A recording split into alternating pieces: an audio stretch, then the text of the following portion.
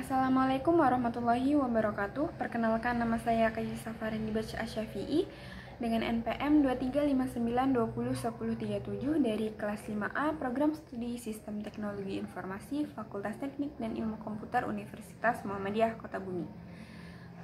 Video ini dibuat untuk memenuhi salah satu tugas mata kuliah Machine Learning yang diampu oleh dosen Bapak Hartono SPD MTI. Pada video tugas kali ini saya akan mendemonstrasikan analisis data menggunakan exploratory data analysis atau yang biasa disebut dengan EDA. Dataset yang saya gunakan yaitu Student Stress Monitoring, yang mana dataset ini berisi informasi mengenai tingkat stres mahasiswa dengan berbagai faktor, mulai dari aspek psikologis, fisiologis, akademik, hingga sosial lingkungan. Sebelum menganalisis datanya, di sini saya akan menjelaskan dulu apa itu EDA. EDA atau Exploratory Data Analysis adalah proses awal dalam analisis data untuk mengeksplorasi, memahami, dan menentukan pola, hubungan, serta anomali pada data melalui teknik statistik dan visualisasi.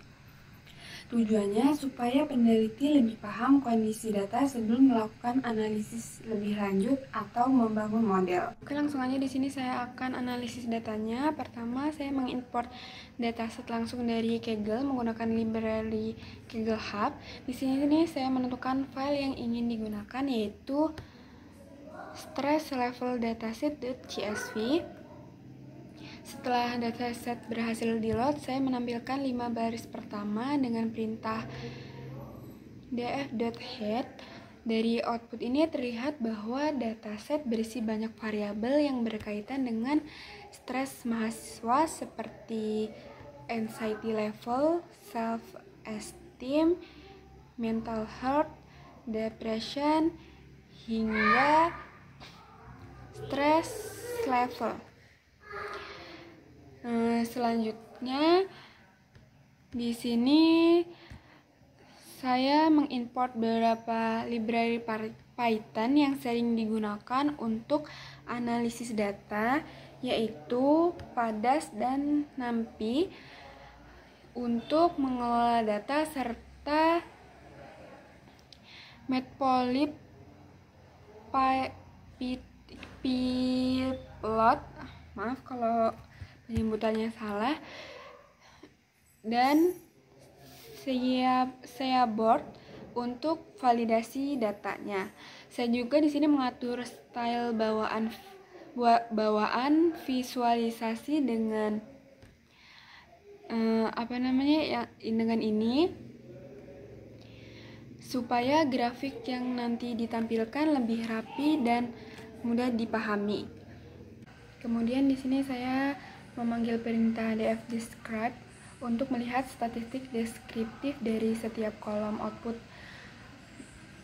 Di sini outputnya menampilkan nilai MEA, standar deviasi, nilai minimum, hingga nilai maksimumnya. Misalnya rata-rata anxiety levelnya yaitu 11, sedangkan self-esteemnya itu 17,7. Dari sini kita bisa mendapatkan gambaran umum dari sebaran datanya. Selanjutnya, di sini saya mau melihat apakah terdapat data kosong dengan memanggil perintah df.not_insert.sum, dan di sini hasilnya menunjukkan semua data bernilai 0, yang berarti dataset ini bersih dan tidak ada missing values-nya. Untuk nampilin visualisasi distribusi tipe stresnya, di sini menggunakan conplot.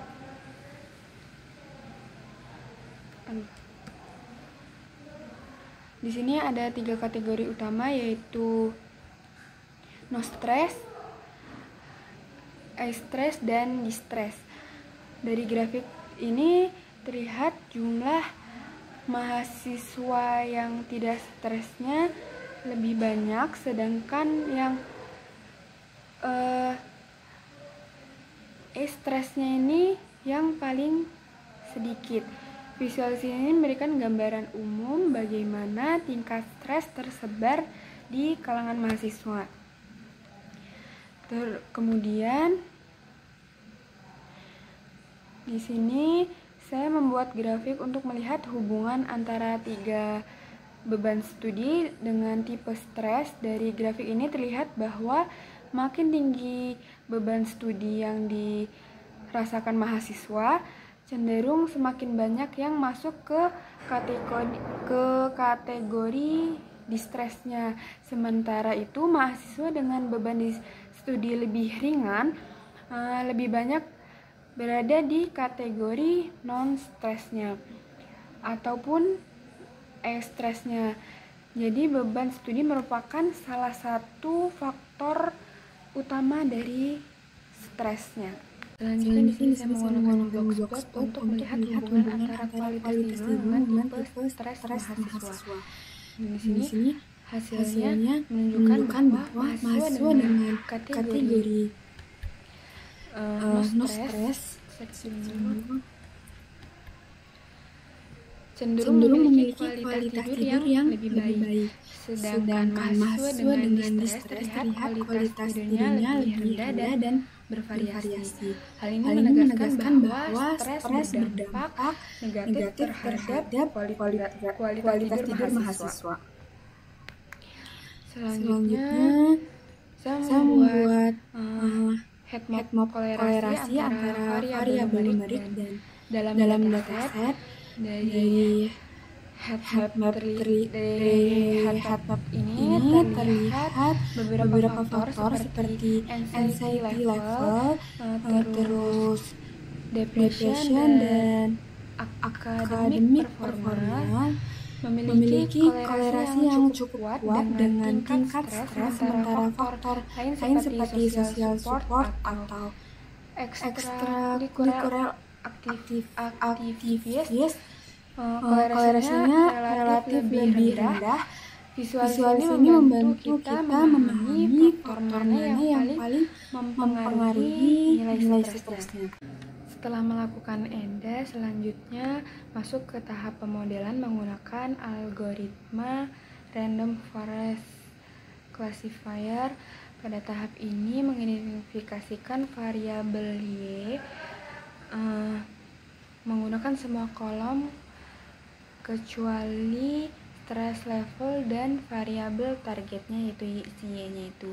Dataset kemudian dibagi menjadi data training 80% dan data testing 20% untuk melatih dan menguji modelnya. Selanjutnya di sini melakukan prediksi pada data testing. Hasil evaluasi awal dilanjutkan melalui akurasi model dan laporan klasifikasi. Di sini terlihat seberapa baik model membedakan kategori stres, non stres,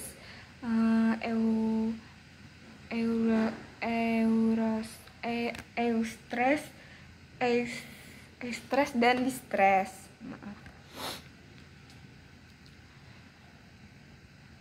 Selanjutnya untuk analisis lebih detailnya saya menggunakan conversion matrix.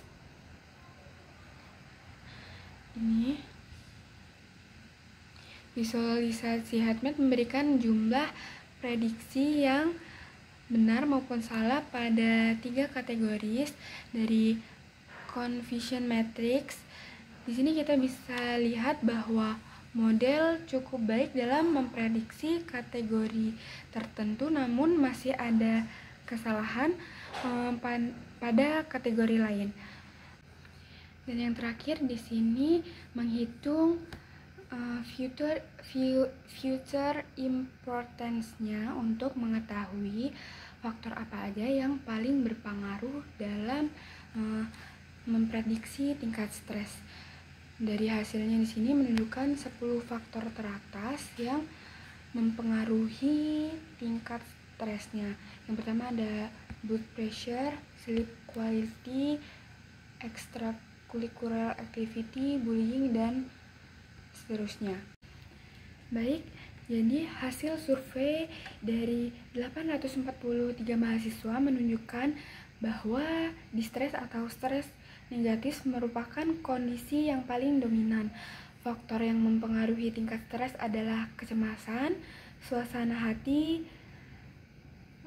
dan kualitas tidur. Dengan menggunakan model Random Forest Study, sistem prediksi yang dibangun mencapai akurasi 88% dan terbukti efektif dalam mengidentifikasi mahasiswa dengan tingkat stres tertinggi. Baik, itu saja yang dapat saya sampaikan. Saya akhiri. Wassalamualaikum warahmatullahi wabarakatuh.